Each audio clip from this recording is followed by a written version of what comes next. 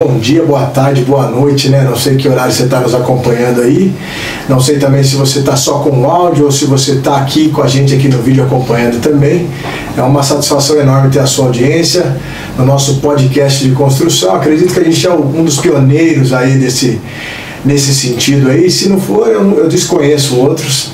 E estou aqui para mais um bate-papo incrível aqui com um grande amigo e uma referência monstra na construção civil. Mas antes, roda a vinheta.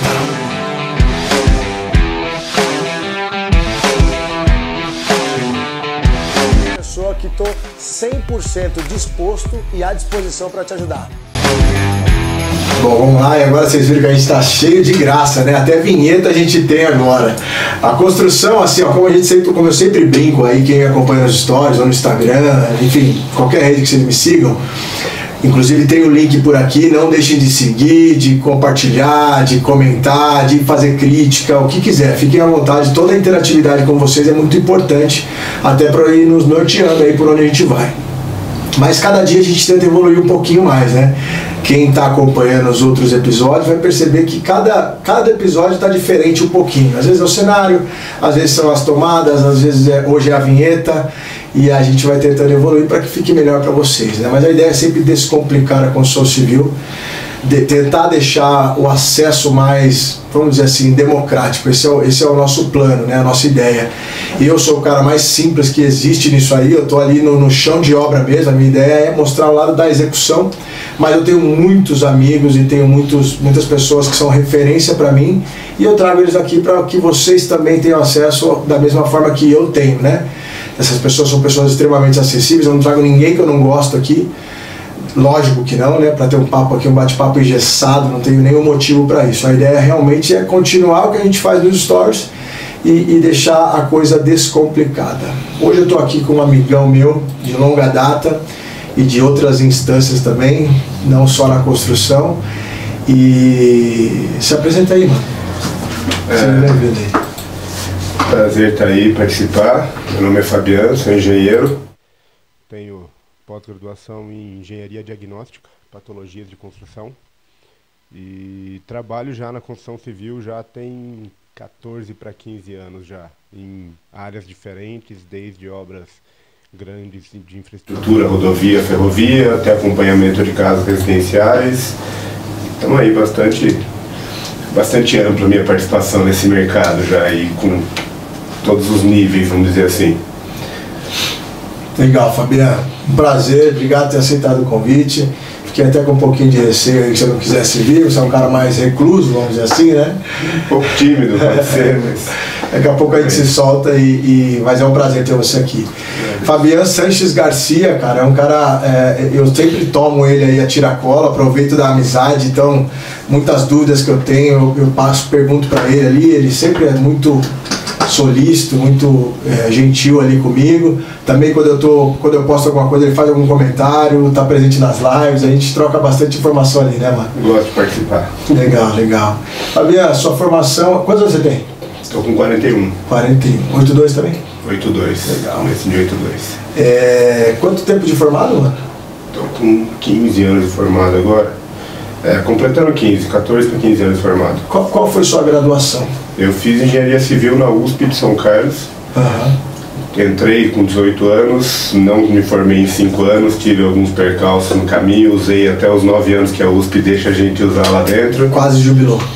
Algumas vezes, por alguns motivos diferentes, mas eu cheguei perto. Mas no último ano eu fiz uma matéria, basicamente. Eu fiz em 8, no último ano eu fiz estágio e uma matéria no primeiro semestre, uma matéria no segundo semestre, já estava trabalhando, já estava entrando na área. Pouco antes de me formar ainda eu tive que assumir a parte do escritório do meu pai aqui, em grande parte, que já era parte de perícia, basicamente, que ele trabalhava mais a perícia judicial. Assumi algumas perícias que já estavam em andamento e assumi também o acompanhamento de fiscalização de obras residenciais pelo Banco Nossa Caixa.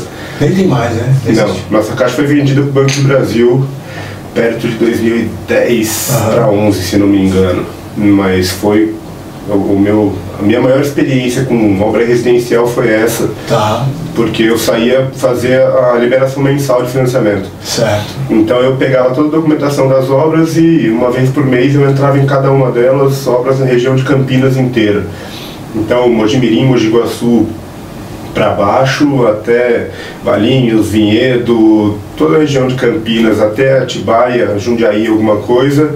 Então toda essa região eu pegava obras que tinham residencial em andamento, toda a documentação da obra e também a parte de financiamento para compra, né? Ah, entendi. Mas você fazia a parte da engenharia, tipo, tinha aprovado a parte de grana ali, liberação de crédito, e aí você que ia lá para ver se eu fazia também análise para liberação de crédito. Tá. Eu tinha que fazer, na parte de liberação de crédito na época, eu fazia a avaliação do terreno, que no primeiro momento o seu terreno é o seu lastro, né? Certo, sim. Aí eu fazia a avaliação do terreno, fazia a avaliação dos documentos do projeto, de orçamento de obra, para ver se tudo estava coerente com o que precisava ser feito, e fazia essa análise documental e avaliação do terreno para liberar o começo da obra. E aí uma vez por mês, depois de liberado a primeira parcela, aplicou a parcela na obra, me chamava, eu ia ver se o que tinha na obra era o valor coerente com o que tinha sido aplicado para liberar a próxima. Sim. Então todo mês eu fazia... Aí uma vez por mês eu fazia essa liberação, essa análise do que existia, quanto tinha sido aplicado e você acaba vendo todos os níveis de obra, né? Sim. Você acaba vendo obra que precisa de fundação especial, obra muito grande, mas num terreno muito bom que um radier segura. Então, eu vi todos os tipos de obra com uma variedade muito grande, praticamente todas as opções de estruturas eu acabei vendo em algum momento. E você tinha o poder, por exemplo, de fiscalizar no sentido de segurança da obra, ou você só tinha que ver a evolução de atividade? Normalmente, quando eu ia, era até relativamente comum que a obra estivesse parada, que não tivesse nada executando. Eu não sei se a Caixa orientava isso para os clientes ou não, mas era relativamente comum não ter execução para eu poder entrar e olhar tudo. Entendi. Então eu não tinha limitação de olhar a obra, eu entrava e via tudo. Mas não tinha muito isso de segurança de trabalho, eu não chegava, porque dificilmente também tinha limitação, era muito difícil, no máximo eram sobrados com 2, no máximo 3 andares, sim. Não tinha prédio. Eu fiz, na verdade, acompanhamento de um prédio, uma multifamiliar só. Com o dinheiro da nossa Caixa? Com financiamento. Com obra financiada só vi um. O resto foi tudo casa residencial unifamiliar mesmo, então vi muitas mesmo. E também a parte de compra, né? O financiamento de compra que aí... casa pronta. Aí você entra e você faz a vistoria procurando se existe alguma manifestação, alguma coisa que possa afetar a segurança da casa, porque você tem que garantir que a casa vai durar pelo menos os 20 anos. Que o cara vai estar pagando ali. Os 20 anos do período de 25 anos do período de financiamento. Então você vê se a casa é uma casa segura, se ela não tem nenhum sinal de que vai cair, se vai ter algum sinal de que vai ter problema. E fazer a avaliação dela, depois aí pesquisa de mercado com outras casas, para você saber se o valor dela era coerente com o valor financiado. Então, aí as regras, quanto por cento do valor era financiado ou não, era com o banco. A minha função era dar o valor. Entendi. E eu só passava o valor que... E aí a estatística, né? Ou não? Na verdade, a nossa Caixa ela usava oficialmente a avaliação por comparativos direto com tratamento de fator. Então você pega casas próximas, no mesmo bairro ou na mesma região, que tenham mais ou menos a mesma dimensão, as mesmas características, e você faz alguns ajustes. A casa tem 300 metros quadrados, mas ela tem 5 metros de fachada. A outra tem 150 metros, mas tem 30 de fachada. Tem essas variações que tem fatores de correção que a norma prevê e a gente faz a conta de quanto vale cada metro quadrado, mas é tudo científico, não tem... Entendi. Em nenhum momento entra acho, não tem chute. Desculpa estender nisso, mas é que é um assunto que eu falo bastante lá, daqui a pouco a gente volta aqui, que eu tenho coisa para perguntar para trás também. Nenhum problema. Mas, falando nisso, por exemplo, né, na estatística, aí eu quero comprar uma casa ali que é um elefante branco num bairro, tipo, é uma casa de condomínio, mas ela está num loteamento. A nossa Caixa compra a minha briga de pagar o que o construtor está pedindo ali ou não? Comprava, sei lá, né? Na época. Você lembra disso? Eu tive situação de casas fora de padrão. Até uma comparação que existiu um trabalho que eu fiz. Era uma casa num bairro em que a média das casas era de 500, 550 metros quadrados. Então um bairro com casas grandes.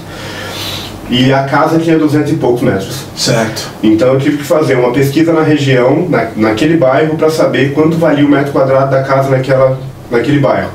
Achei um outro bairro na cidade em que as casas têm na média 200 metros.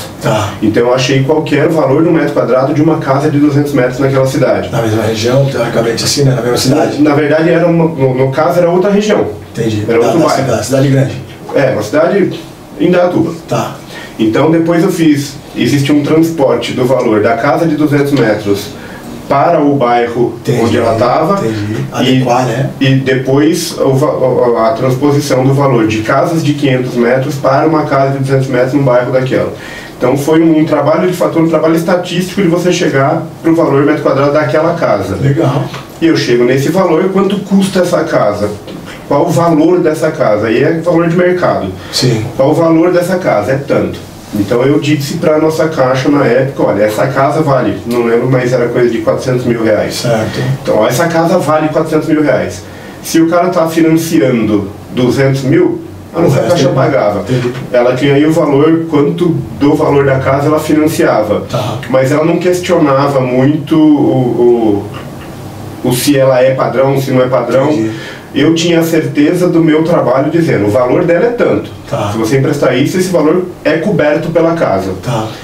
E também não era um problema, porque muito dificilmente acontecia desse financiamento não ser pago e a Caixa ter que pegar essa casa para leiloar para reaver o dinheiro.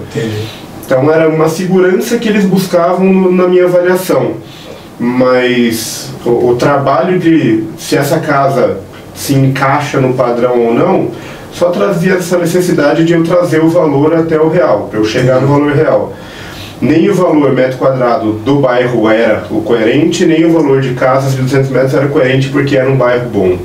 Então eu tive que fazer essa conta e chegar num valor tudo embasado cientificamente, com fator, não era nada chute. No acho, né? Não tem acho escrito em nenhum laudo meu. E a Caixa Econômica Federal, a nossa Caixa, nosso banco era um banco... Era estadual. Estadual, né? Estadual. Bom, e a Caixa Econômica Federal é mais ou menos por aí também, né, hoje em dia. Eu acho justo, cara, eu acho que faz super sentido isso, né? Eles estão, na verdade, pedindo essa avaliação, é só para eles terem lastreado o valor emprestado. Sim. Porque, e ainda assim, se você financiou 200 mil, a sua casa vale 1 milhão, eles vão ter a sua casa para leiloar se você não pagar. Sim. Tomara que ela vale 1 milhão, né? Assim, né? Eles vão colocar a casa para leilão pelos 200 mil que você emprestou. Sim. Daí às vezes tem gente que vive disso, que fica ali esperando leilão para comprar, arrematar e tal. Se o cara tem o cash para comprar uma casa dessa de 1 milhão pelo dívida de 200, o cara compra e põe a casa para vender. Sim. Aí é mercado. É oportunidade de mercado. Mas o trabalho deles é só garantir que o bem que você está vinculando ao empréstimo, cubra o empréstimo caso você não pague. Cara, isso aí é um entendimento, embora seja meio óbvio, entre aspas, assim, né, sem querer subestimar, né, diminuir as pessoas que não entendem isso, mas é um entendimento que muda bastante coisa. Eu estava com um cliente agora, recentemente, a gente tinha aprovado o financiamento para ele de 600 pau. E a renda dele, tipo, a gente compôs a renda dele, não era uma renda fake, nada disso, mas assim, ele declarava menos. Daí eu falei, cara, a gente precisa adequar a sua renda para conseguir pleitear essa grana. Era a construção de terreno próprio. Conseguimos. Fez sentido, realmente era o que ele ganhava, obviamente ele pagava tudo ali e tal. Só que, cara, é uma burocracia, né? A Caixa precisa, é um loteamento novo, então a referência que se tinha bem próximo ali é o Bonança, sabe, né, o Bonança? Sim. O Bonança é um bairro novo aqui em Bragança, para quem está assistindo de outros lugares, né? Mas aqui na nossa cidade, aqui em Bragança Paulista, o Bonança é um bairro, um loteamento bem bacana, que saiu perto de um loteamento já estabelecido, que ele veio de casas populares, né? Ele era o nosso teto, né? Que é o Parque dos Estados hoje, veio de casa popular. Então, existem casas boas lá hoje que foram reformadas, mas tem casa lá que está desde quando o cara pegou ainda. Então a proximidade do Bonança... Quem não cuida, a casa está velha. Isso, distorceu um pouco. Então os engenheiros vêm ali para fazer a avaliação, os caras falam, mas as casas aqui não valem o que vocês estão querendo. Daí rola uma conversa assim meio que na boa, falar, não, mas não dá para comparar com essa região. Então, esse é um dos problemas que aconteceu algumas vezes em avaliação que eu fiz. Eu lembro até uma das casas que eu fiz avaliação para ser financiada, uma casa nova, recém-construída, na entrada do São Miguel, certo, que também é um bairro popular. mas era uma posição ali muito boa, porque o acesso ali é muito bom, era bem na entradinha do bairro. Uma casa que, se posicionada no Jardim Europa, certo, que era onde tem aqui em Bragança casas de 200, 300 metros, seria uma casa com um valor. Ali no São Miguel, em que as casas ali têm 50, 150 metros no máximo, uma casa de 250 metros no meio ali, ela tem um valor diferenciado. Não dá para você achar que vai ter o mesmo valor. E nesse caso até eu lembro bem, porque era uma pessoa relativamente conhecida, Bragança acaba todo mundo se conhecendo, e a minha avaliação não ajudou ele. Entendi. Ele ficou bravo. Ele ficou bravo, ele questionou, mas você pode me questionar qualquer trabalho que eu fizer, eu vou te apresentar os argumentos técnicos. Claro. E a avaliação ficou abaixo do que ele esperava. Ele teve que dar uma mudada no valor que ele estava para vender, porque não ia conseguir, porque era uma informação dessas. E era uma casa realmente muito boa, mas não era o padrão para o bairro. Então, na hora de você fazer o valor dessa casa de mercado, ela acaba considerando os vizinhos. Sim. Não importa se você tem uma casa perfeita, maravilhosa, com um acabamento de primeira linha, se todos os vizinhos daquela região não têm. Porque você tem que levar em conta. Existem fatores de avaliação que você faz também, o método construtivo, que é você calcular o valor passo a passo. Você vai ver o que existe e quanto custa cada material. Mas aí usa o Cube ou não? Não, aí você pode fazer com o SINAP, na verdade. Você faz a composição de valores da casa, a composição completa, e você vai ter que fazer a conta de tudo, ó, todos os revestimentos. Olha, foi tudo feito com massa corrida. Quanto custa o metro quadrado de massa corrida aplicada? Custa R$13 o metro quadrado. É mais trabalhoso. É muito mais trabalhoso, mas no final não é um valor real para mercado. Sim, é o custo mesmo, né? É o custo ali, e a avaliação de mercado ali. Nesse fator de avaliação por custo de construção, tem um fator final que eles chamam de fator de coisa pronta. Certo. Que é muito variável. Tem gente que coloca 8%, tem gente que coloca até 25% de fator de coisa pronta. Entendi. Por quê? É a valorização da casa concluída. Claro. Quanto custa uma casa para fazer? Custa R$350 mil. Quanto vale essa casa pronta? Você pode vender uma casa por R$1 milhão. Sim. Depende de como você aplicou o dinheiro, depende de onde essa casa está. Então, aí entra o valor mercado. Certo. Para o financiamento, o banco não conhece. O banco não te conhece. É frio, né? Então tem que ser científico. Sim. Ah, mas você não confia que eu vou pagar? Eu sou cliente do banco há 30 anos, nunca trazer uma conta? Não, ele não confia. Sim. Ele vai confiar que se a sua casa cobre o valor que você empresta. A liquidez daquilo ali, se ele precisar. Quanto ele empresta. Então você faz a avaliação, o valor de mercado é tanto. Olha, a casa vale 500 mil, você pode emprestar. Eles tiram, lógico, tem uma margem, mas ele pode emprestar tanto e ele só vai te emprestar se a casa cobrir. Sim. Número. Claro, e assim, cara, até porque se você pegar o caso da Caixa Econômica Federal hoje, ela usa dinheiro das poupanças e dinheiro do FGTS. Então, é um banco público, vamos dizer assim. Sim. Então, o dinheiro é público. Isso precisa ser reportado. Vamos esquecer que a gente está no Brasil, que as coisas acontecem de forma diferente aqui, mas analisando assim de uma forma justa e honesta, é isso mesmo, é o seu dinheiro, o dinheiro do brasileiro, né? Tem que ser explicado. Então precisa ser explicado, não dá para liberar. E aí, só voltando no ponto que eu estava falando, tem cliente que não tem esse entendimento, mesmo a gente explicando, aí esse caso aí que eu estava te falando, ficou bravo, cara. Ficou bravo comigo, ficou bravo com o correspondente, ficou bravo com a Caixa. E assim, o crédito já estava aprovado. Pô, mas eu vou ficar pagando guia até quando? Eu vou ficar, calma, você vai ter sua casa, a Caixa está pagando o que realmente vale. É o que vale.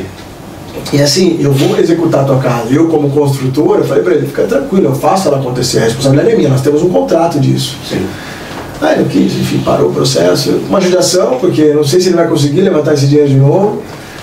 Mas é isso, às vezes o cliente não entende, paciência, cara. Às vezes eu acho que tem muita gente que acha que você vai tratar com um banco que... Ah, mas me conhece. Não, o banco não conhece. O banco conhece dinheiro, o banco conhece número. O que você está oferecendo para ele cobre, ele vai te dar. Senão ele não vai te dar. Nos Estados Unidos é muito comum isso, tem pessoas que vendem esse tipo de serviço, por exemplo, de construir o crédito da pessoa para fazer uma compra dessa, por exemplo, que é o mortgage, né, para você financiar uma casa, que hoje em dia está sendo bem mais comum aqui, as pessoas estão começando a ter um entendimento disso. Embora é complexo, não é um assunto tão simples, mas assim, hoje aqui também, o cara quer comprar uma casa, o cara ganha, não, eu ganho dinheiro, mas eu não tenho renda formal. Então, peraí, você vai ter que declarar? Se você for declarar, mas eu vou ter que pagar imposto. Vai. Tem. É isso. Todo mundo tem que pagar imposto. Ou você junta o dinheiro, cara.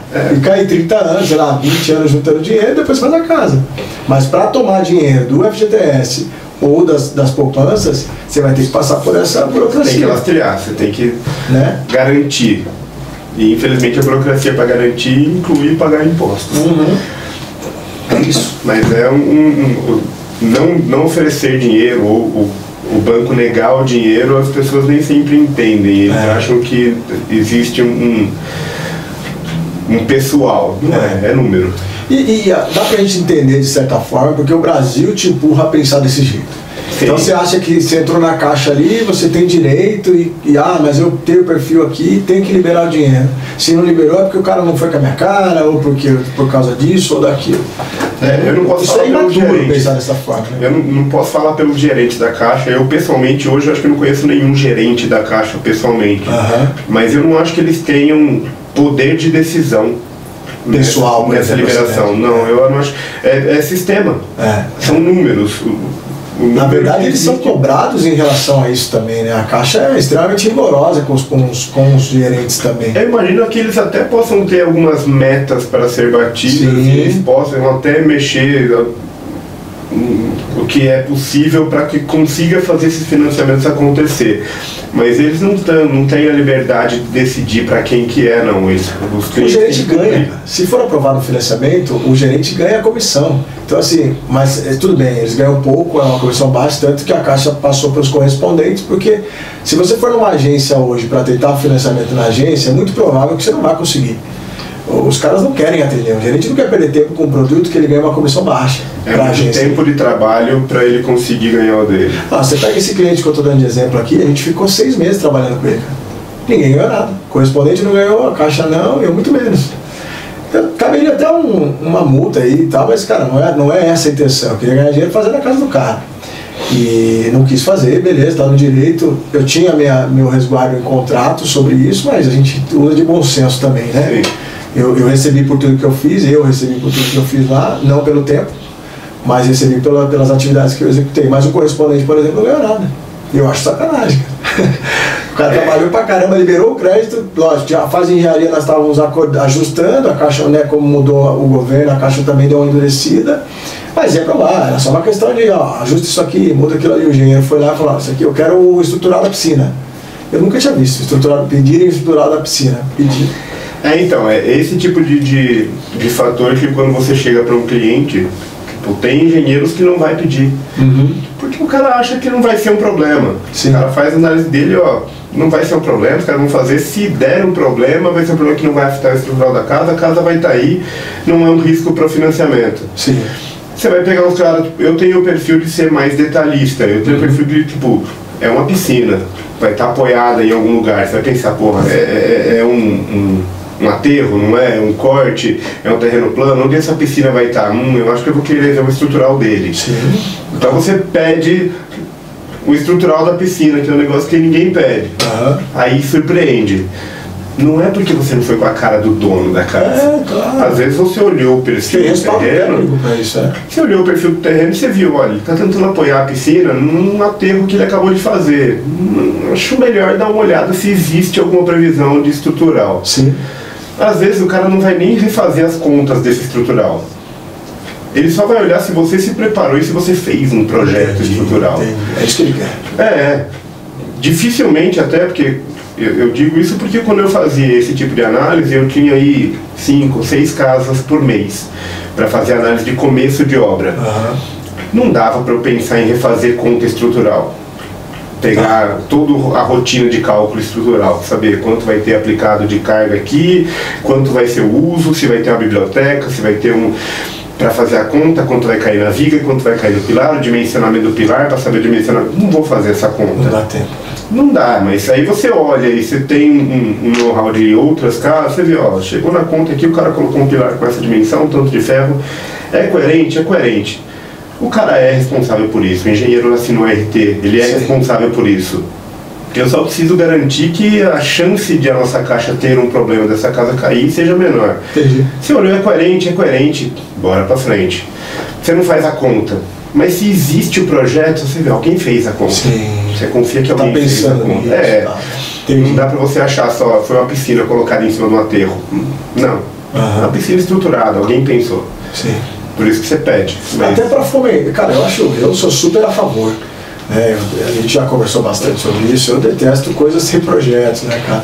E uma piscina é uma piscina, né, velho? É água, é o lugar onde vai, é um monte de interferência ali. E tanto que o engenheiro pediu e eu fiz na hora. A engenheira que estava responsável, ela ia fazer depois. Só que ela falou, pô, vamos mandar da casa, que daí libera, e depois quando você for executar a piscina, eu faço pra você. A gente não tinha decidido ainda se ia ser de fibra, se ia ser de alvenaria e tal. E aí o engenheiro pediu, ela fez na hora, ela falou, vamos fazer de alvenaria? Vamos. Mandou o engenheiro, falou, beleza. Não fez nenhuma resistência. Então, você precisa... A análise do cara, normalmente, ele vai olhar o terreno, ele vai olhar o global para garantir a segurança. E piscina principalmente, o povo acha que, não, é besteira, tá fora da casa, não corre risco. Gente, 50 centímetros de água, 1 metro por 1 metro, é o peso de um carro. Se fazer uma comparação mais ou menos uma piscininha, 1 metro por 1 metro, com 50 centímetros de profundidade, é 500 quilos. Um 47 antigo pesa 500 quilos, 550 quilos. Você pensa que é o peso de um carro. Sim. Num pedacinho de 1 metro por 1 metro. E tem a movimentação da água, etc. A movimentação acaba pesando pouco, mas pensa na carga daquilo, você vai estar em cima daquele terreno o tempo todo. Aquilo vai pesar ali o tempo todo. Tá. E você não tem uma piscina de meio metro. É normalmente 1 metro, 1,5 metro, 1,20 m. Então você tem aí uma carga de 1 tonelada por metro quadrado o tempo todo ali. É uma carga. Sim. Não é pouca coisa. Então, é só a piscina? Mas é peso, é movimentação estrutural. E até, aí linkando com uma parte que a gente pode falar mais pra frente, é que assim, uma das coisas que você não briga na engenharia é água. Sim. Água é problema, você tem que respeitar ela, porque meia brechinha que tiver, ela vai achar e vai passar, e dali pra frente ela só piora tudo. Vamos aproveitar esse gancho aí, cara, eu queria muito falar disso com você também, esses muros que estão caindo por aí, né, todos esses estruturais que passaram aí. Eu acho que a demanda desses 2 últimos anos, talvez você vai falar melhor do que eu sobre isso, né, pelo menos eu percebi que teve esse boom de construção aqui na região e no país todo. E, cara, eu acho que a demanda foi tão grande que abriu a porteira, assim, né? E a gente viu muita coisa mal feita e estamos colhendo os frutos agora, né? O mal feito sempre existiu. Certo. O mal feito é muito complicado, que sempre existiu. Um dos problemas que a gente até já conversou antes é que, assim, o muro de arrimo não é respeitado. Sim, não é arrimo, né? Na maioria das vezes não. Quando você vai fazer um arrimo de 2, 3, 5, 10 metros...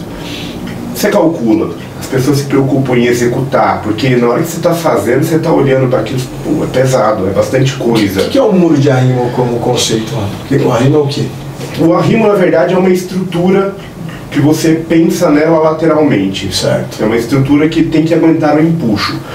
Um muro, normalmente, ele suporta o peso próprio. Certo. Ele é feito para suportar o peso próprio. Um muro simples, né? Um muro. Divisa, um muro. Esse é um muro. Certo. Então aquele muro que normalmente o pedreiro executa, que tem uma fiada no chão. Normalmente, às vezes, eles fazem a viga a viga no chão, eles fazem uma viga no chão, faz baldramezinho e põe 2 fios de aço. Esses 2 fios de aço já não é calculado. Normalmente. É o padrão 2 fios de aço. É o de 4,3, é o de 6 milímetros, às vezes é o que tem. Já não é calculado. Já não é calculado.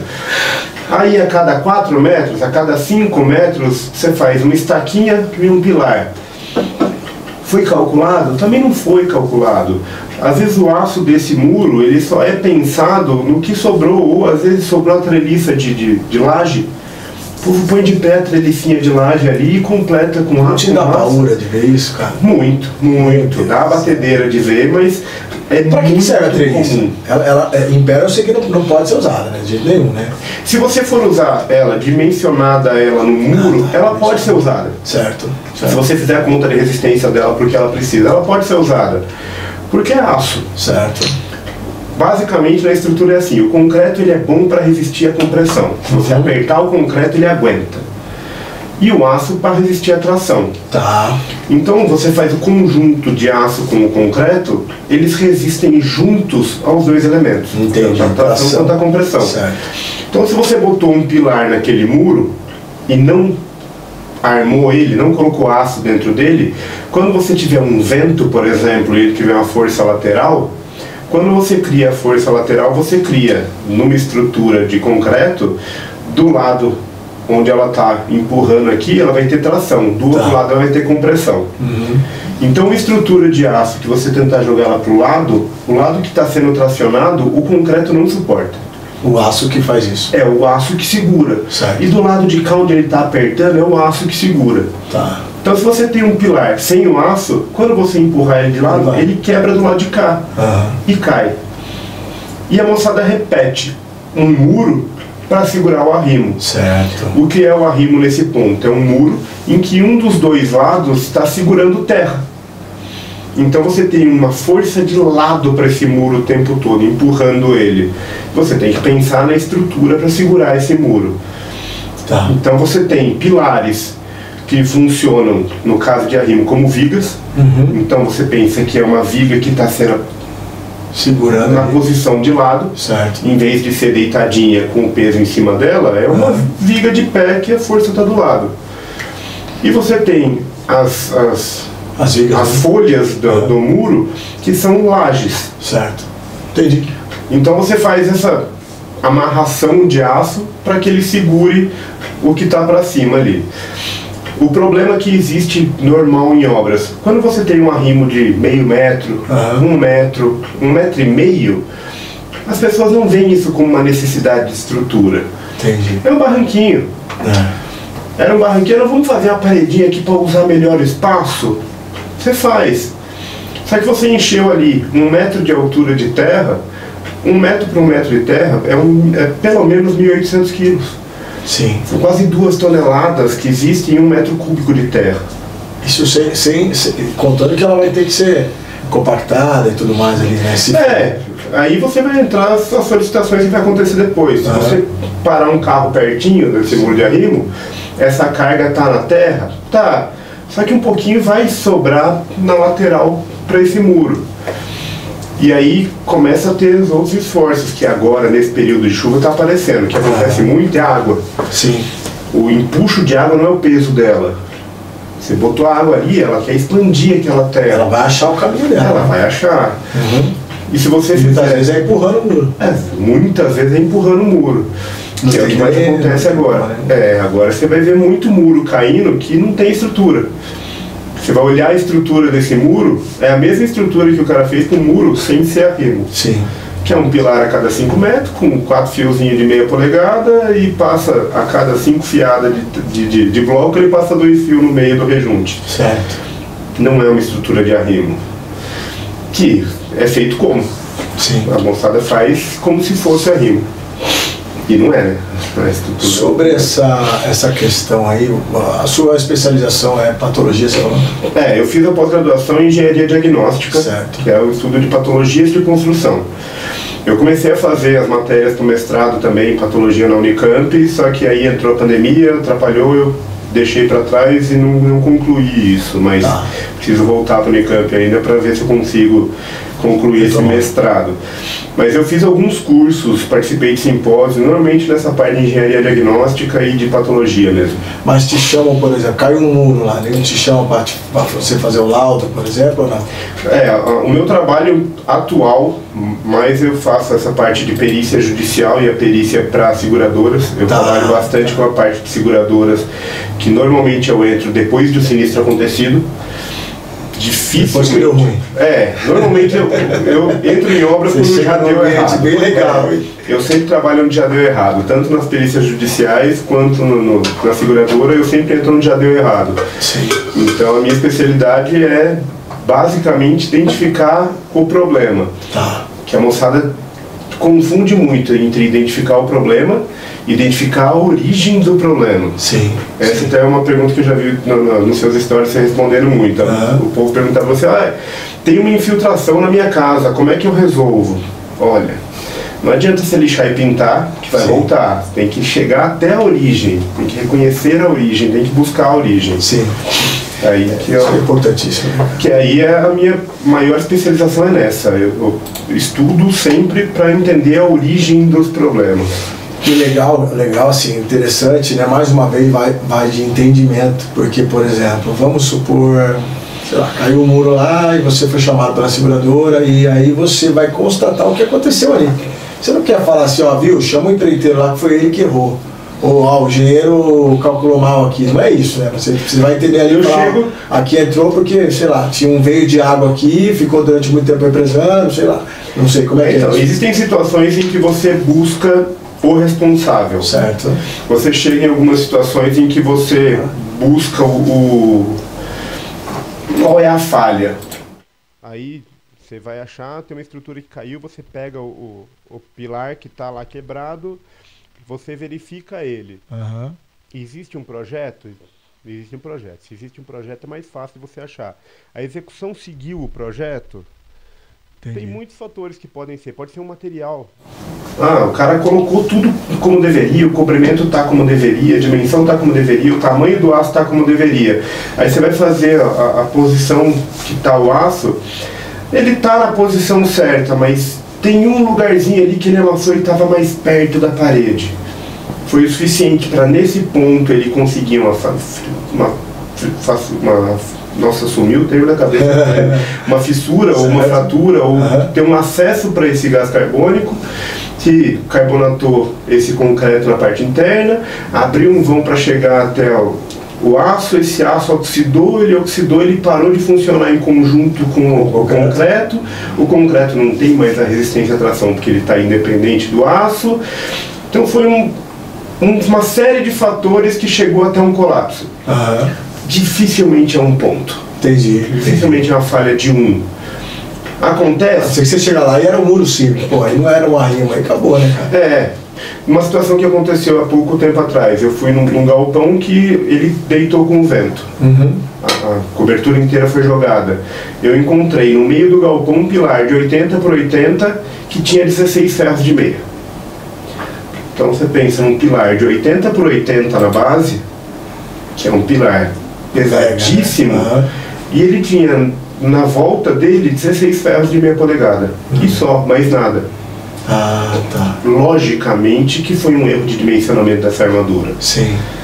Aí tem que ver o projeto, se existe no projeto e não foi executado, a culpa é de quem executou. Sim. Você vai buscar a RT de execução. Se não existir o projeto, a culpa é do projeto. Fabianzão, vamos continuar esse papo daqui a pouco, tá muito bom, a gente tem bastante coisa para falar. Tem assunto. Vamos fazer uma parte 2 aí. E aí a gente conseguindo identificar isso, eu acho que favorece o trabalho de todo mundo depois, né? Então, se a gente pensar, eu sempre vou estar falando do meu pai aqui, porque ele tem várias frases que me marcam muito no meu trabalho, né? E ele fala assim, você tem que trabalhar como se tivesse todo mundo te observando. Então chega na obra como se tivesse uma câmera ligada. Ele não falava de câmera, mas ele falava assim, imagina que todo mundo vai avaliar o teu trabalho, vai ver se está bem feito, se não está, se está limpo, se não está e tal. Se você trabalhar assim, cara, você não vai ter problema. E eu tenho esse cagaço comigo, tá ligado? Eu sempre penso isso, cara, alguém tá vendo o que eu estou fazendo aqui, então melhor fazer direito. Hoje em dia, para qualquer coisa, você tem que pensar isso, porque todo mundo tem uma câmera. Pois é, mais essa, né? Hoje todo mundo tem uma câmera. Mas aí, a questão de ter uma câmera é o ponto que, voltando, pode ajudar a gente bastante. Tanto você se garantir, quanto eu no serviço de perícia judicial e de se acontece um problema, uma das coisas que eu sempre peço e que pouca gente tem é relatórios fotográficos ou registros fotográficos. Sim. Uma vantagem muito grande hoje é que todo mundo tem a câmera e se você tirar o seu celular, tirar uma foto e guardar, essa foto está guardada com a informação de onde, que horas, que dia foi, a posição. Então isso, na questão de judicial, ou uma assistência técnica, ou depois às vezes até um acordo entre as partes, fora do judicial, ajuda muito. Então, a maior dica que eu posso dar para qualquer pessoa que esteja começando a mexer com obras é faça muitas fotos. Entendi. Faça muito registro do que você está fazendo. Tanto para você depois chegar No dia que você chegou em casa, fala, qual que é o próximo passo daquela obra? Mas onde estava? Você pega aí e você olha. Sim. Foi feito, não foi feito, o que foi feito? Você olha na foto, aqui eu coloquei 4 ferros mesmo, mas pega o projeto, era isso mesmo, é isso mesmo, beleza. Você tem a foto, você tem o registro. Obras normalmente depois, obras maiores, não as residenciais, difícil ter, mas em obras maiores existem o projeto as-built. Você terminar a obra, você faz um projeto final em que você registra o que foi executado. Mas vai ser igual o projeto. Nem sempre. Tá. Às vezes você está executando, você foi colocar uma torneira ali, está previsto que a prumada vai descer reto. Só que quando você foi fazer lá no dia, aqui descia reto, mas no andar de cima tinha uma janela, então você teve que fazer uma volta com essa prumada. No as-built vai estar escrito isso. Não existe as-built para residencial. Mas o as-built ele usa o recordatório ali, o que foi feito, o executado. Tá. O executado. O projeto as-built é o final, o que foi executado. Tá. A função dele é exatamente registrar essas mudanças, essas diferencinhas. Você faz isso para todas as obras? Não, ninguém faz, principalmente para obras pequenas. Tá. Qual que é o melhor registro que você tem? Foto. Então, você é o proprietário de uma casa que está sendo construída. O cara está executando a sua casa. Você consegue ir lá uma vez por dia só para dar aquela olhadinha? Eu, como amigo de pessoas construindo, eu digo para você, vá todo dia. Passa os olhos. Vai todo dia mesmo horário? Nem sempre. Vai um dia mais cedo, um dia mais tarde. Quem está trabalhando na sua obra não sabe que horas você vai. Isso ajuda bastante. Eles vão estar trabalhando. Eles não vão ficar encostados, porque o primeiro dia que ele estiver encostado, você chegar e você viu ele encostado, o cara vai ter uma vergonhinha. Sacar a câmera ali, tirar foto, mas esquece. O cara vai ter uma vergonhinha, ele vai saber, putz, me pegou aqui sentado, amanhã eu vou trabalhar melhor, e você força a sua equipe a trabalhar melhor. E fazendo esses registros, você vai ter. Você entra numa casa, está todo mundo trabalhando aqui, você tira 2, 3 fotos, você não precisa ter o olho treinado que eu normalmente tenho de ver onde estão as trincas, onde estão os canos, onde estão as tomadas. Mas quando você depois, com a casa feita, você vai montar uma prateleira na sua cozinha, você sabe onde está o cano? Você não sabe. Mas se você pega, eu tenho a foto.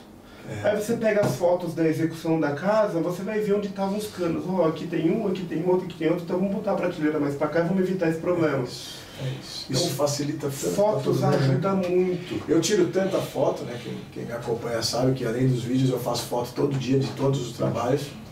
Quando eu não faço, alguém que está lá na obra faz. Mas você pega, o que eu faço, cara?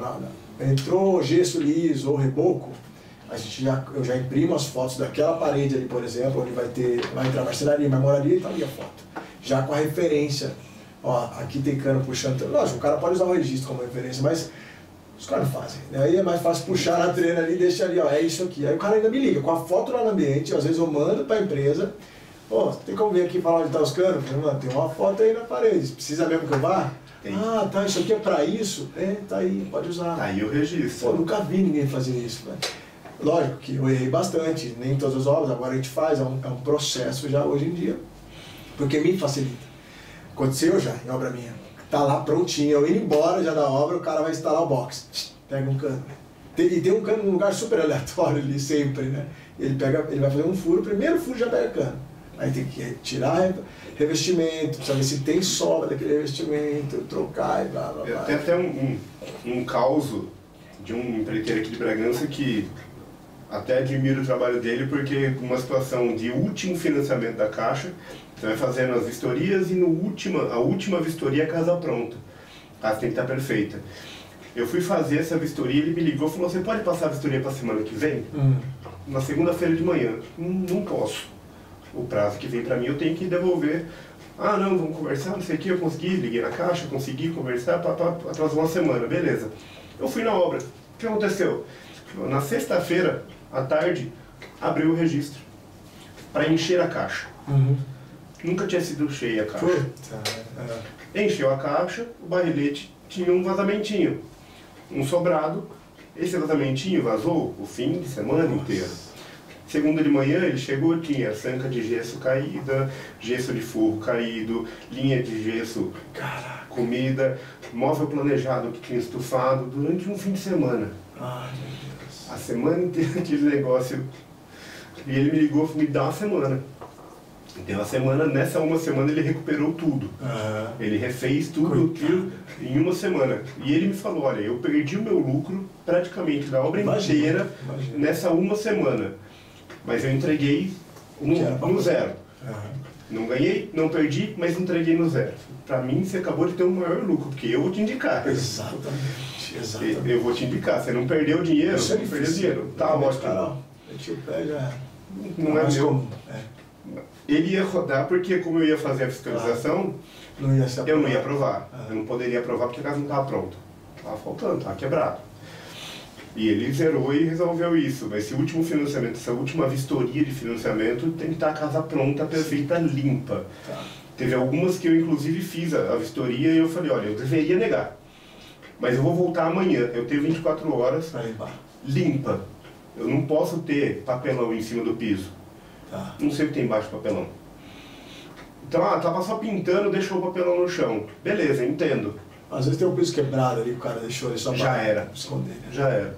Então, eu volto amanhã. Limpa de novo aqui, tira esse papelão e me dá a casa pronta, perfeita. Beleza. Então, esse de achar o cano, às vezes não é nem achar o cano num furo. Sim.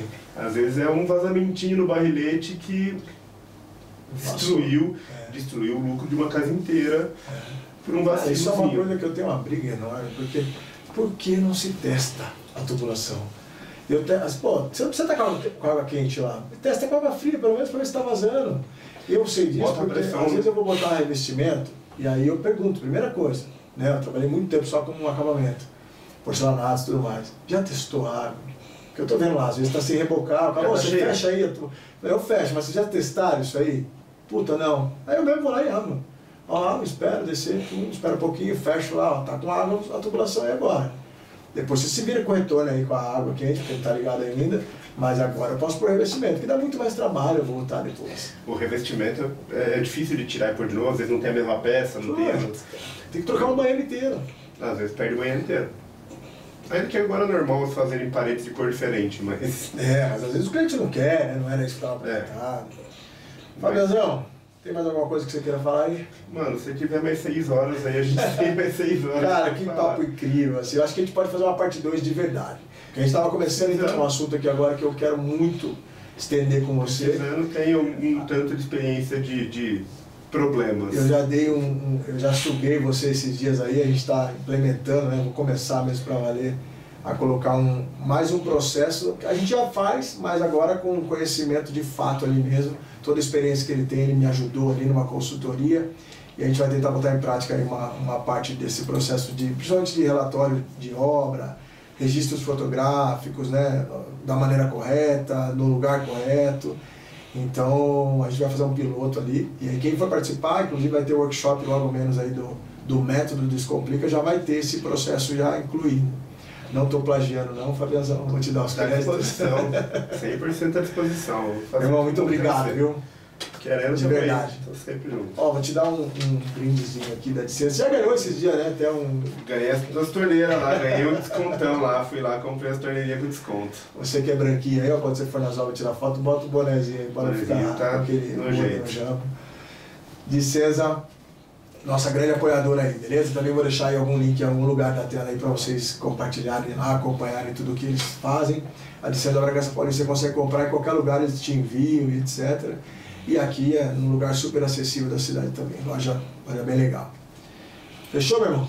Estamos à disposição. Muito obrigado, viu? Precisando de serviços aí de laudinhas de justiça.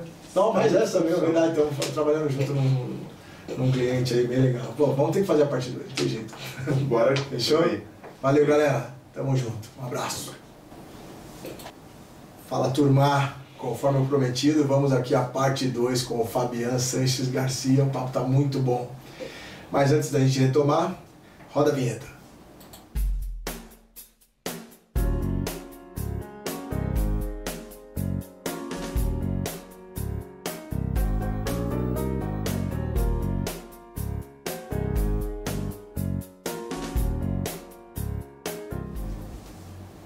Fabianzão, continua aí, mano. Pode falar o nome, da onde é o barracão, quem que fez. Quem é o dono, quem que é o culpado, quem que derrubou. A gente gosta de fofoca inteira, velho. Pode falar metade só. Tem essa informação que a gente trabalha com um monte de gente, um monte de coisa, é melhor não soltar.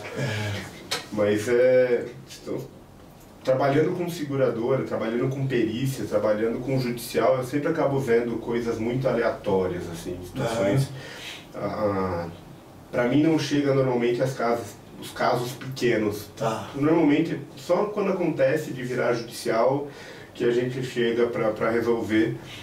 Mas eu vejo casos grandes, caso de cobertura de posto que voa, e você sempre acaba achando algum problema, sempre tem um dos problemas. Cara, é tipo uma investigação mesmo, né? É um CSI da construção. É basicamente isso. Até a investigação, em um primeiro momento, é descobrir se existe um culpado. Tá. Se existe um responsável. Normalmente é um conjunto de fatores. Mas normalmente você vai achar, e assim, isso pela minha experiência eu digo, o maior culpado é falta de manutenção. Então, manutenção de estrutura? Falta de manutenção. Tá. Tipo, ver se tá aparecendo a ferragem em algum lugar ali, oxidando. Se chegou a aparecer, já é um problema. Já deu ruim. Já é um problema. A primeira manutenção que existe é a pintura. Tanto que assim, é muito comum você ver Estados Unidos, Europa, casas de madeira. Certo. Existem outros fatores, lógico, porque aqui o clima é muito quente, muito úmido, as madeiras não suportam o nosso clima tanto. Mas lá é muito comum a pintura. A cada 6 meses no ano eles pintam as casas. Para manter a estrutura. Porque você isola o que está para dentro da pintura. Tá. Então, o concreto, o envelhecimento do concreto, você mede por carbonatação. Tem uns ensaios que você quebra um pedacinho, você joga lá a soluçãozinha e você vê até onde ele já carbonatou. Que é a mesma coisa que o aço oxida, o concreto carbonata. Então, em vez de ser o oxigênio que entra em contato com o ferro e cria o óxido de ferro... Que é a ferrugem, né?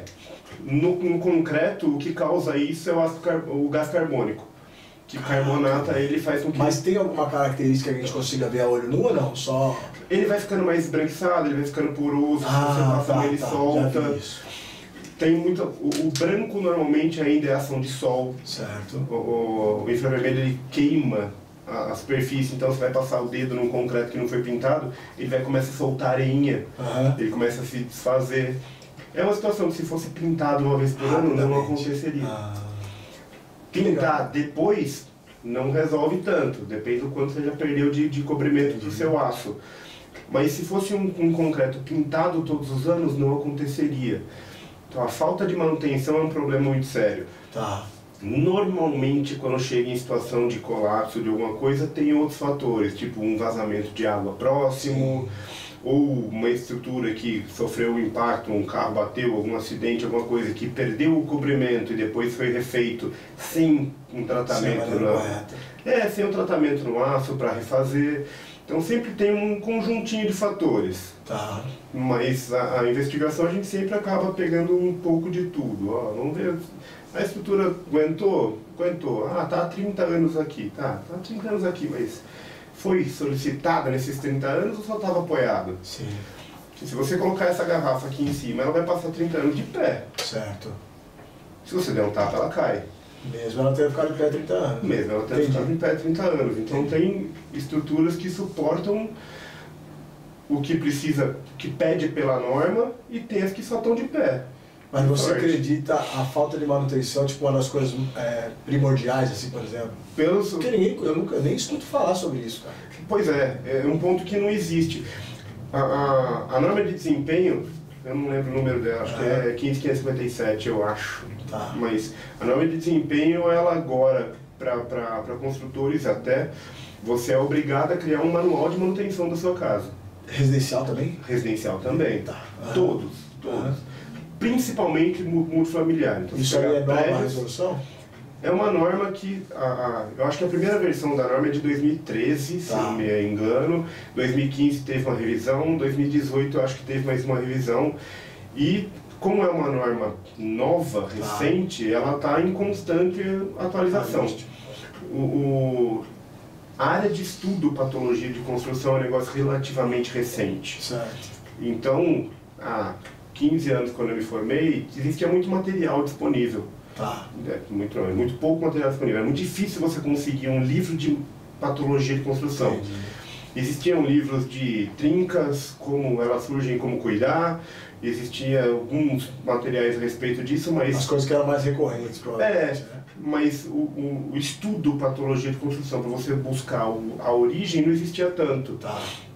E agora também, como popularizou muito casinhas, começou a perceber que um dos maiores problemas é a falta de manutenção. Certo. Então, assim, a norma de desempenho, ela, por lei agora, ela obriga o construtor a ser responsável por 5 anos. Certo. Então, você construiu uma casa, qualquer problema que aconteça nela, que seja comprovadamente de origem dela, às vezes é vazamento de água. Ah, tá. Mas se é um vazamento de água que não foi causado pelo usuário, é responsabilidade do construtor por 5 anos.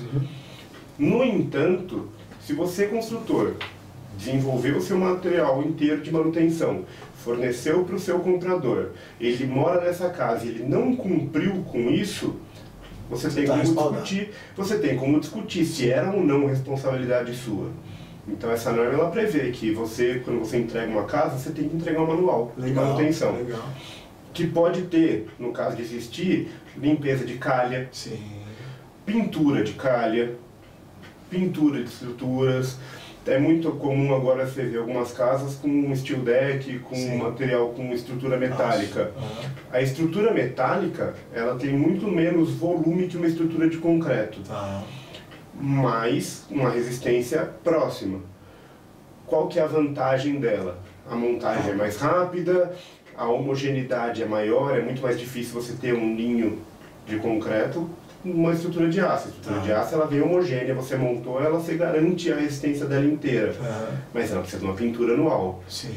Se ela o concreto talvez não precise ser anual, né? O do concreto, dependendo do traço, dependendo do índice de vazio dele, você não precisa pintar. Tanto que obra de arte pontes não são pintadas. Isso é verdade. Pontes, viadutos, obras de grande porte não são pintadas. Porque já é previsto um cobrimento maior até a estrutura. O concreto é um concreto com índice de água-cimento diferenciado para que não tenha muitos vazios depois dele curado. Então tem alguns fatores que você usa para não precisar da pintura. Tá. Mas para uma casa, você tem que fazer o seu manual de manutenção para ele. Entendi. Por quê? Foi visto isso, foi verificado que um dos grandes problemas que existem é a falta de manutenção.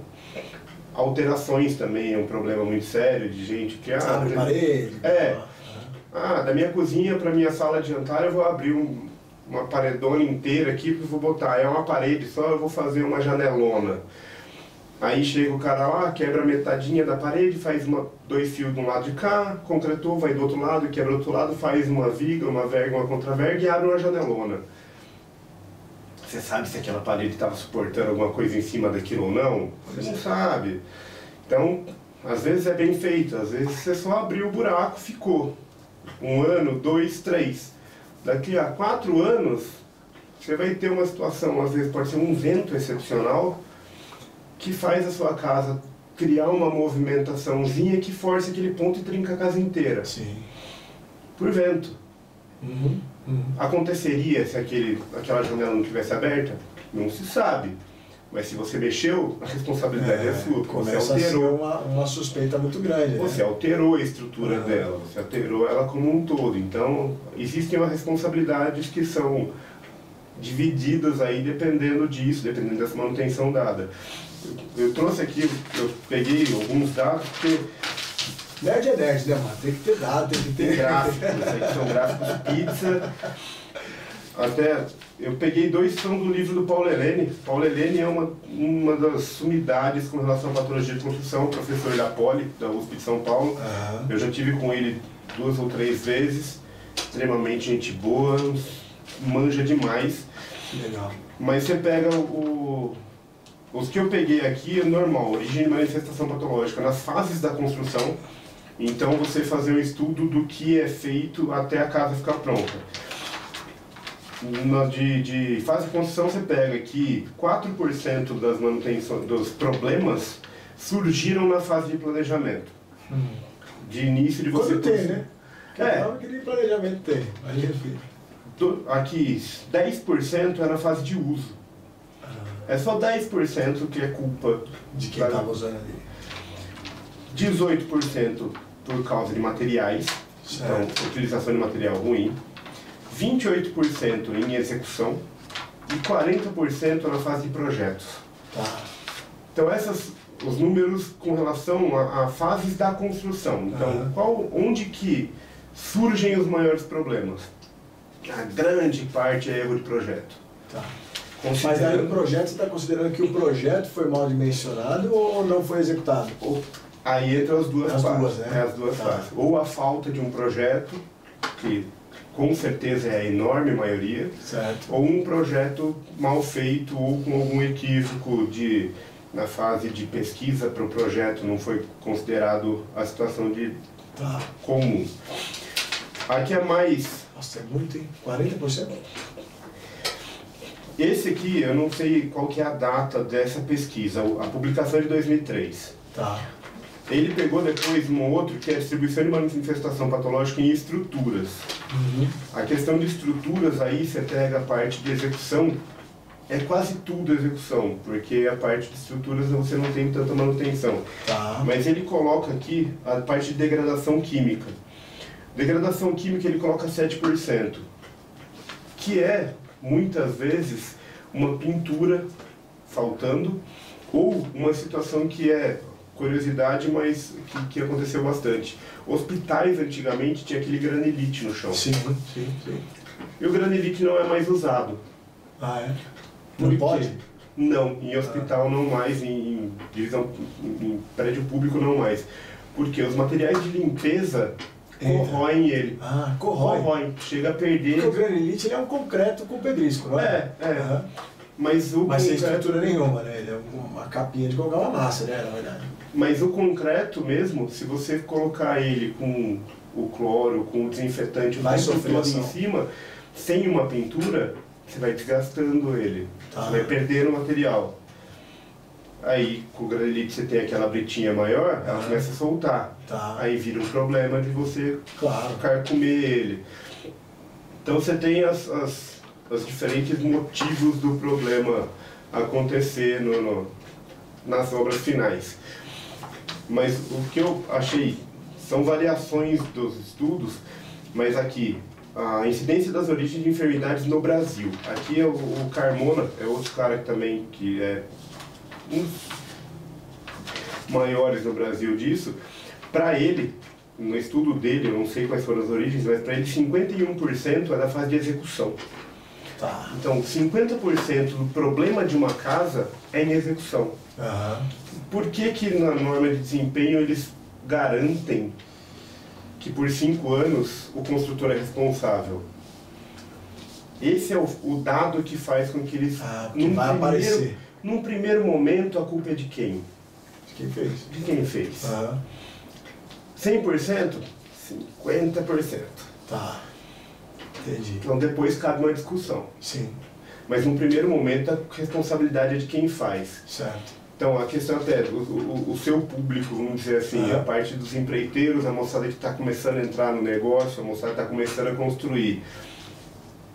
Você precisa fazer bem feito, porque nos primeiros 5 anos a responsabilidade é sua. E se eu não me engano, é o que eu aprendi isso com meu pai, já canso de falar isso lá, algumas responsabilidades são eternas. Então, tipo assim, lógico que tirando as outras alternativas, né, possibilidades que você falou aí, né, ação do tempo, alteração, falta de manutenção, mas cara, eu fiz para durar a vida inteira, a gente faz para durar a vida inteira, a ideia é essa. A norma de desempenho, elas oficializam que a construção tem que durar 50 anos. Aí, ó.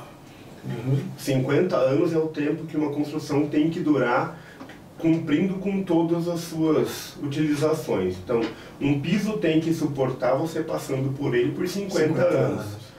É uma vida. É uma vida, pô. Eu tô com 40 anos aqui, eu com 90 anos vou estar respondendo o processo aí pra alguma casa que não deu certo. É uma vida. 50 anos é o prazo que a norma de desempenho define que tem que durar. Tem que durar 100%, com a eficiência 100% do previsto. Tá. Mas aí, como eu entro no judicial normalmente, que é quando já deu problema, tá.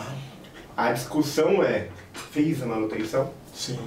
Usou para começar a compartilhar essa responsabilidade também, né? Um pouco também. Um dos problemas muito comuns que eu já vi é o uso não previsto. Tá.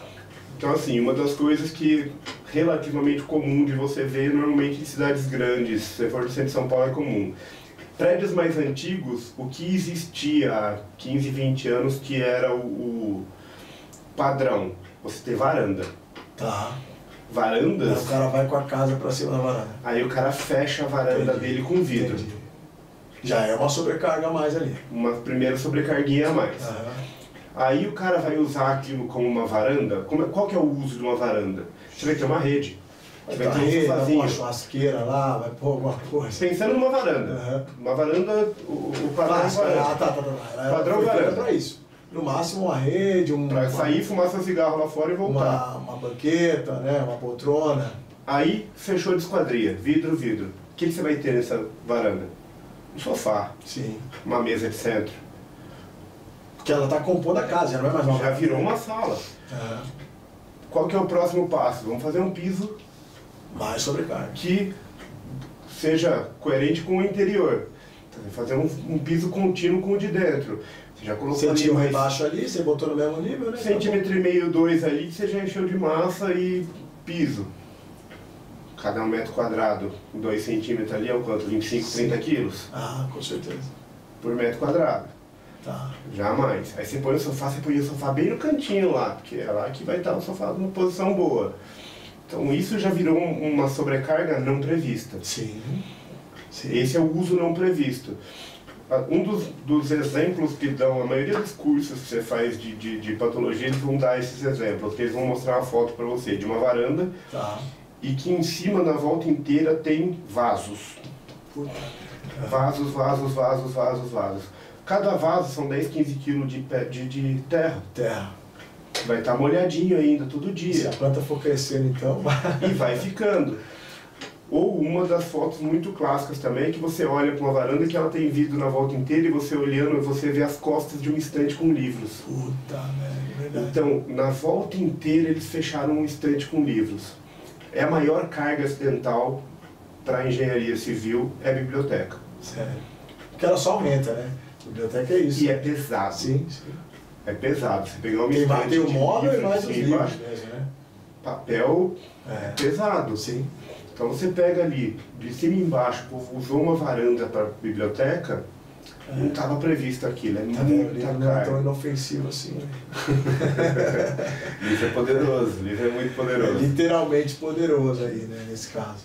Então um dos problemas maiores de utilização é a utilização não prevista. Então se você fizer uma biblioteca na sua casa no segundo andar, você pode estar supercarregando. Se for calculado, né, bicho? Você pode estar supercarregando. Posso pegar aqui? Fica à vontade. Ó, a gente vai, eu vou mostrar, aqui pega, já foi? Não, mas tudo bem. Consegue ver?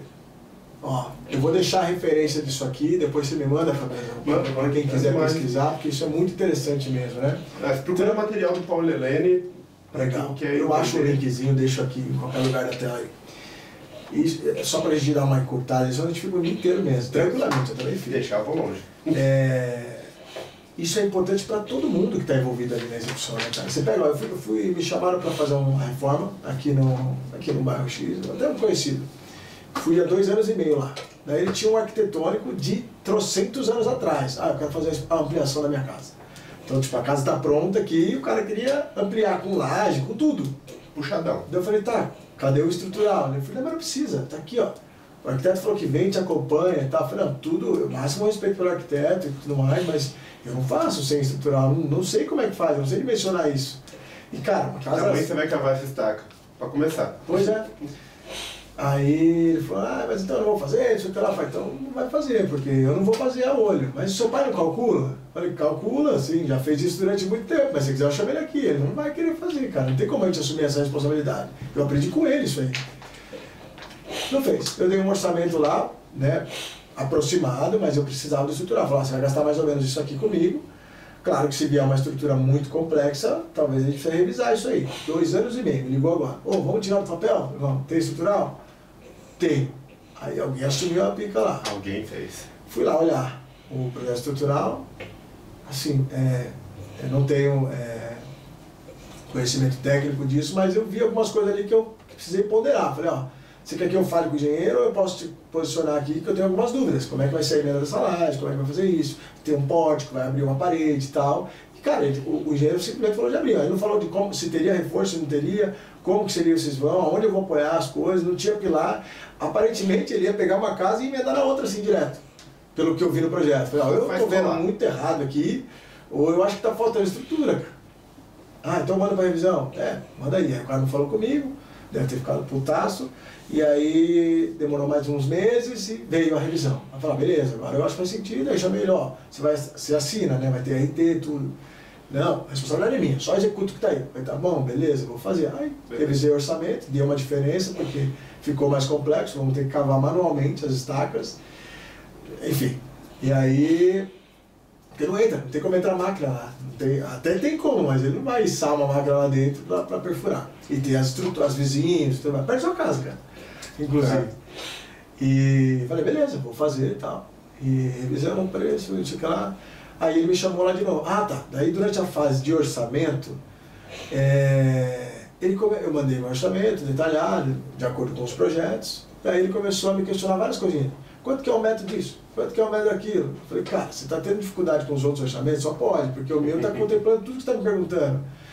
Que o povo mandou assim para mim por metro de não sei o que lá, por metro, sei o que lá. Eu falei, cara, os caras abriram o teu projeto, pelo menos. O que você está contando, sabe ler as plantas, alguma coisa assim? Não sei, os caras não abriram não. Então eu uso o meu como referência, eu tenho as medidas, eu vou te mandar, e aí você compara. Mas assim, é lógico que vai dar diferença de preço, o meu com o deles. O trabalho de fazer, eles não estão fazendo já? Só o orçamento, os caras não pararam. Imagina executar. Enfim. Foi bacana porque eu consegui convencê-lo, ele é um professor, então tipo, ele até se dedicou bastante a isso, coitado, ficou fazendo umas planilhas lá. Mas a minha preocupação, e aí vai de encontro com uma outra coisa que a gente tem falado bastante, hoje acho que não vai dar tempo a gente falar disso, mas tudo isso, cara, os projetos, como é que chama aquilo que a gente falou naquele dia do café ali? Relatório diário de obra? Controle diário de obra, relatório diário de obra, relatório semanal, relatório fotográfico. Todo esse recordatório, esse registro me garante. E garante o proprietário, obviamente, né? A gente faz para durar 50 anos, 5 anos, para não ter problema. Mas a ideia é que se acontecer alguma